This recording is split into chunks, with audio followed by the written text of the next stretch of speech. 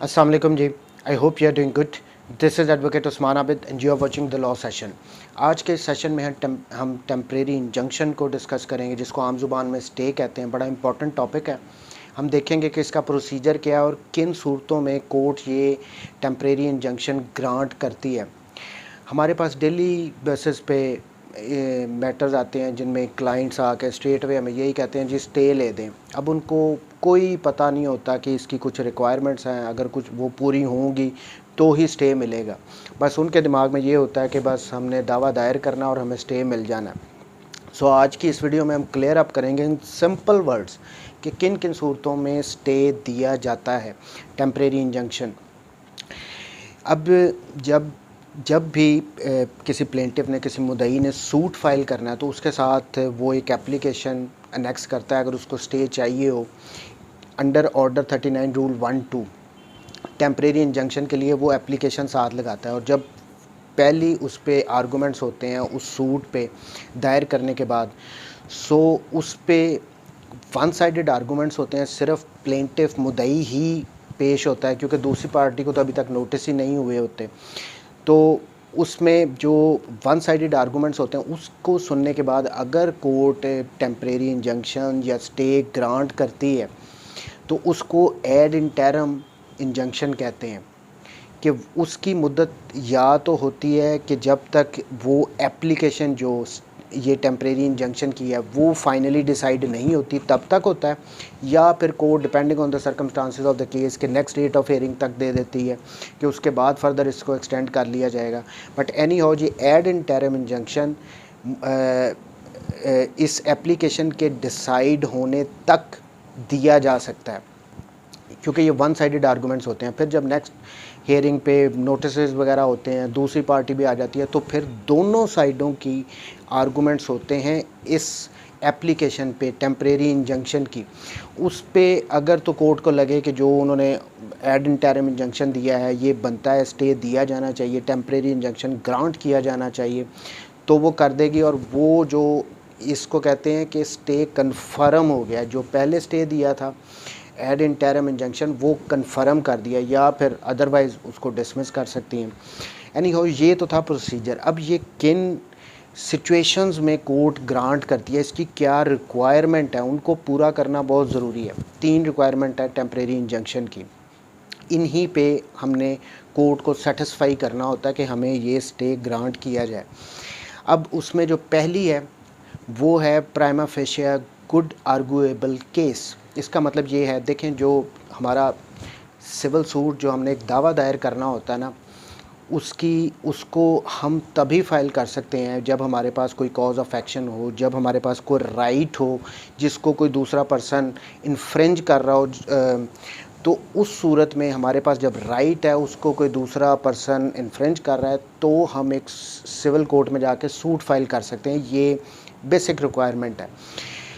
पहली बात तो हमें कोर्ट को ये सेटिस्फाई करना पड़ता है इस टेम्परेरी इंजंक्शन को लेने के लिए कि हमारा जो केस है, हमारा एक राइट है वो इन्फ्रिंज किया जा रहा है, हमारा गुड आर्गुएबल केस है और इसके डिक्री होने के बड़े चांसेस हैं, तो हमें ये स्टे दिया जाए। इस बात पे कोर्ट को सेटिस्फाई करना होता है। फॉर इंस्टेंस अगर इसकी एग्जांपल दे तो अगर मेरा ये घर है, मैं इसका ओनर हूँ, और यहाँ पे आके मुझे कोई डिस्पोजेस करने की कोशिश करता है, तो मैं क्या करूँगा? मैं कोर्ट में जाऊँगा और जाके मैं क्या कोर्ट को कहूँगा कि मैं ओनर हूँ, मेरा राइट है, ये मेरा घर है, और वो कोई थर्ड पर्सन आके मुझे डिस्पोजेस नहीं कर सकता, तो उनको रेस्ट्रेन किया जाए, उनको रोका जाए, उनके अगेंस्ट स्टे दिया जाए कि वो मेरे कब्ज़े में इंटरफेयर ना करें। यहाँ पे मेरा राइट था, मैं ओनर था।